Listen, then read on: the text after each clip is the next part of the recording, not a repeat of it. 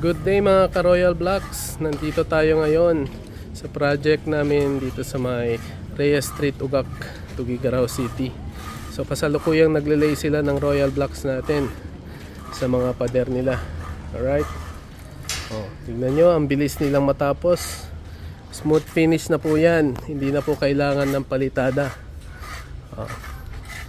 Tapos yung mga gaps na yan, lalagyan na lang ng masilya para ma-close nila. Okay? Napakakinis po.